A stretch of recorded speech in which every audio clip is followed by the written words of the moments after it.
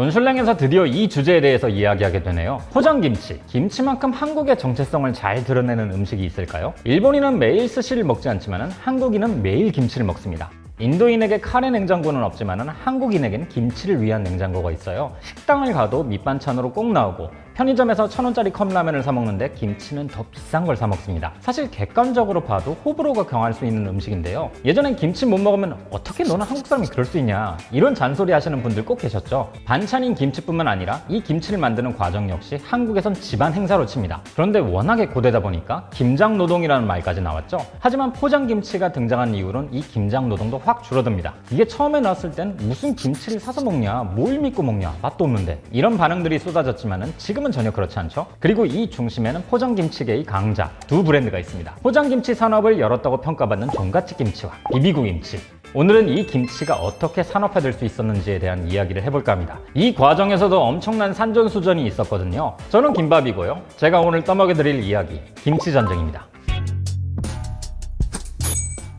우리가 아는 김치가 지금의 형태를 갖춘 것은 생각보다 역사가 짧습니다. 우리가 먹는 배추인 결구종 통배추가 들어온 게 19세기 후반이고 고추가 우리나라에 들어온 건 임진왜란 전후거든요. 이걸 본격적으로 음식에 사용한 건 그보다 더 뒤의 이야기고요. 18세기 깍두기 조리법을 보면 고춧가루를 넣는 게 선택사항이고 19세기 조리책자를 봐도 지금의 김치와는 많이 다릅니다. 일제강점기 때 소개된 서울식 김장법을 보면 만드는 법은 지금과 유사한데 재료가 많이 달라요. 미나리, 낙지, 배, 밤도 들어가고 양지머리 국물이나 설렁탕 국물을 부어야 한다고 나와 있거든요. 우리가 아는 김치와는 많이 다른 거죠. 어쨌든 김치는 담가 먹는 게 정설이었습니다. 온 식구들이 둘러앉아 배추를 치대고 김치소를 만들었죠. 어머님들은 직접 담근 김치에 대한 어떠한 강박이 있었거든요. 그럼 김치의 산업화는 언제부터 시작된 걸까요? 해방 이후 군대서부터입니다. 한국전쟁 이후 병사들을 징집하게 되면서 많은 양의 김치가 필요해졌어요. 정부가 당시 서울대 연구진들에게 3개월 안에 김치 캔을 만들어달라 이렇게 주문을 했는데 이게 바로 한국형 김치 통조림이었고요. 이 김치 통조림 개발자와 비비고가 깊은 관련이 있는데 이건 뒤에서 다시 설명해 드릴게요. 아무튼 이게 김치 산업의 첫 시작이었던 거죠. 1960년대에 베트남전이 발발하면서 본격적으로 이 김치 통조림을 사용합니다. 근데 당시 한국 통조림 기술력이 거의 없다시피 했기 때문에 배에 싣고 바다를 건너는데 캔이 녹슬어 버립니다. 녹물이랑 김치가 완전 범벅이 된 거죠. 그럼에도 이 캔을 먹을 수밖에 없었다고 해요. 일본이 만든 고품질 캔 김치를 받아 먹을 수는 있었지만은 병사들이 일본에서 만든 김치는 먹지 않겠다고 거부했거든요. 베트남전이 끝난 이후에는 중동으로 일하러 간 건설 노동자들에게 이 캔 김치를 공급했죠. 이후 80년대쯤부터는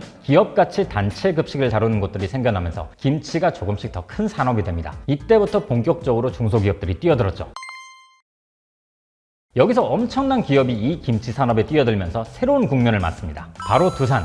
1987년 두산이 김치 제조업 진출을 선언합니다. 이때 출시한 브랜드가 바로 종갓집 김치고요. 당시엔 모두가 무모한 도전이라고 했어요. 모든 집에서 김치를 담그고 또 그 김치는 이웃끼리 나눠 먹는 그런 상황이었거든요. 그런데 80년대 벼랑간 일본에서 김치 수요가 증가합니다. 두산은 이때를 기회로 봤어요. 일본에도 김치를 수출하고 동시에 국내 시장까지 공략하겠다는 목표를 세우게 됩니다. 이렇게 시장이 뭔가 팽창할 조짐이 보이다 보니 88년엔 농협까지 김치 사업에 진출합니다. 이때 당시 김치를 만들던 중소기업들이 엄청난 위기감을 느끼게 됩니다. 대기업들이 자신들의 영역을 침범한다는 거죠. 결국 정부가 김치를 중소기업 업종으로 지정하고 대기업의 진출을 막아버립니다. 사실 당시 포장김치에 대한 국내 연구 개발은 아주 부족한 상황이었어요. 기술이 딱 정착되기 이전까지는 자본이 넉넉한 기업들의 힘이 필요할 때가 있습니다. 예를 들어 당시 판매되던 김치의 보존기간은 20일 정도였습니다. 그런데 두산은 기존과 다른 포장 기술로 50일까지 이걸 늘려버리죠. 한국보다 더 좋은 기술력을 가지고 있던 일본 같은 곳에 김치를 수출하려면 보존기간이나 품질, 위생을 한껏 끌어올려야 하니까요. 기술 이야기가 나왔으니까 종갓집이 처음 김치를 출시할 땐 난관이었던 거는 탄산가스였다고 해요.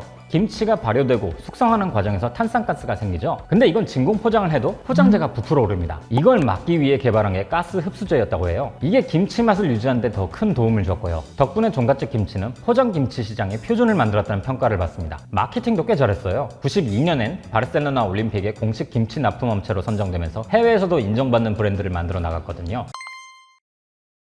1994년 드디어 김치가 중소기업 고유 업종에서 해제가 됩니다. 미원, 풀무원, 오뚜기, 동원산업, 네로라는 식품기업들이 다 김치 산업에 뛰어듭니다. 또 시기가 잘 맞았던 게 90년대 들어서 대가족이 해체되고 맞벌이 부부들이 급격하게 늘기 시작했거든요. 전처럼 엄청난 양의 김치를 담글 필요도 없고 시간도 없는 거죠. 그리고 묵직한 한방, 만도기계의 김치 냉장고 딤체. 김치만을 위한 냉장고가 드디어 등장합니다. 이거 진짜 어마어마했죠? 당시 가전회사에선 너도나도 김치 냉장고를 출시하면서 김치 냉장고 열풍이 불게 됩니다. 2001년 기준 포장김치 시장은 1,300억 원대. 여기서 종갓집 김치가 65%가 넘는 점유율을 차지합니다. 당시 2, 3위를 다투던 동원 양방김치와 풀무원 깊은맛 김치가 10%씩 가지고 있었던 걸 생각하면 엄청난 격차였죠. 그런데 웬걸? 2003년 사스가 유행하면서 별안간 김치가 건강식품으로 주목받았어요. 한국뿐 아니라 수출도 어마어마하게 잘 됐고요. 아무튼 이런 가정용 포장김치와 달리 급식이나 식당용 김치는 중국산이 대부분이었습니다. 이유는 당연히 저렴하기 때문입니다. 당시 중국산 김치와 국산 김치의 가격 차이는 7배. 식자재 가격이 중요한 급식에서는 중국산 김치를 쓸 수밖에 없었죠. 그런데 2005년 10월 사건이 하나 터집니다. 중국산 김치에서 납성분이 검출됐다는 발표가 나오거든요. 정부가 바로 조사에 들어가고 수입도 막고 그랬죠. 그렇게 넘어가나 했는데 중국에서 이런 발표를 합니다. 한국에서 수입한 김치에서 기생충 알이 발견됐다. 엄청난 사건이었어요. 그런데 이 발표에서 좀 석연치 않은 지점이 발견되긴 했습니다. 당시 중국에서는 두산, 동원, CJ, 풀무원 등을 콕 집어들었는데요. 정작 이 기업들은 중국으로 김치를 수출한 이력이 없었거든요. 중국 공장에서 생산한 김치가 있긴 했지만은 이건 일본 수출용이었고요. 게다가 당시 중국 질병청국 홈페이지에 거론된 업체들의 상표명을 보면요. 종갓집 김치는 중가길, 양방김치는 사대부 이렇게 이름이 다르게 표시되어서 가품이 유통됐을 가능성도 배제하진 않았죠. 아무튼 당시 김치 시장이 굉장히 시끌시끌했어요. 이 사건으로 한국 김치 수출길이 크게 한번 막히게 됩니다. 그런데 위기도 기회라고 이후 김치 산업에 영향을 미칠 크고 작은 변화들이 생깁니다. 대기업들이 햇습을 도입하면서 위생에 엄청난 신경을 쏟았거든요. 이러면 소비자들은 종갓집 같은 대기업 김치를 한층 더 신뢰할 수밖에 없게 되죠. 그런데 아무리 내수가 잘 돌아가도 수출 물량은 여전히 힘을 못 쓰니까 두산이 고심에 빠졌어요. 이걸 사라 마라? 결국 종갓집은 매물로 나오게 됩니다. 김치 산업의 최전선에 있었지만은 기생충 알레 이슈 이후 적자를 기록하기도 했고 두산그룹이 중공업 중심으로 사업을 전환하던 중이라서 종갓집 김치 같은 식품 사업부들이 늘 매각 후보에 있었긴 했거든요. 그런데 이 상황을 멀리서 지켜보던 기업이 있었어요. 바로 CJ. CJ는 90년대 초반부터 햇김치를 만들어서 팔긴 했었는데요. 이건 주로 백화점이나 호텔에 납품하는 정도였어요. 여기서 돌다간 이도저도 안 되겠다. 좀 더 소비자와 가까운 김치 시장을 노리기 위해서 업계 여기저기를 기웃거렸는데요. 매물로 나온 종갓집 김치가 눈에 걸려듭니다. 사느니 마느니 하면서 무성한 소문만 돌던 때 CJ가 결단을 내리죠. 종갓집이 아닌 하선정을 인수했거든요. 그럼 종갓집을 인수한 곳은 어딜까요? 바로 대상입니다. 대상이 이 김치 산업을 인수한 데에도 큰 이유가 있습니다. 대상은 미원 같은 조미료로도 유명하지만 고추장이나 된장 같은 장으로도 경쟁력 있는 기업이죠. 장류와 김치는 연관산업이라 함께 운영하면 효율적인 결과를 낳거든요. 또 다른 이유도 있습니다. CJ가 2000년에 해찬들을 인수하면서 두 브랜드가 장류 시장에서 부딪힌 거죠. 돈슐랭 미원편을 보시면 아시겠지만 안 그래도 이 둘은 앙숙이었어요. 다시다와 미원이 정말 치열하게 붙었었거든요. 근데 고추장, 된장에서도 부딪히지. 그 와중에 CJ가 김치 사업에 진출하는 겁니다. 대상이 가만히 있을 수가 없죠. 김치 시장 1위, 종갓집 김치를 인수합니다. 이게 꽤 성공적인 선택이었어요.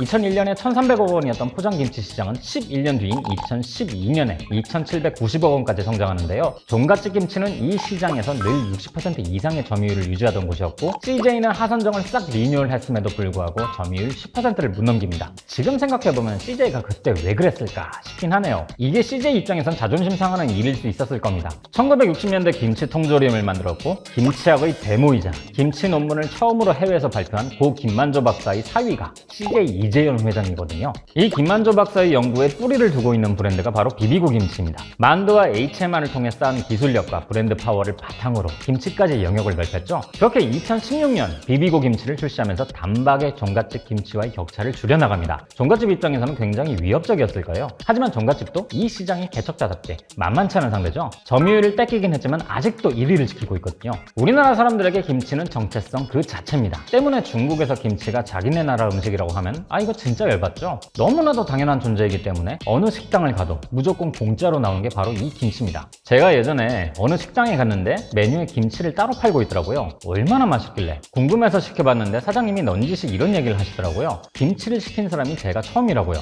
많은 생각을 하게 만드는 대답이었어요. 시장은 소비자의 지불 의사에 따라서 상품의 품질이 결정됩니다. 이참에 우리가 일상적으로 소비하는 김치에 대해서 다시 한번 생각해보는 일도 필요하지 않을까 하는 생각도 드네요. 그럼 저는 다음에 다시 뵙겠습니다.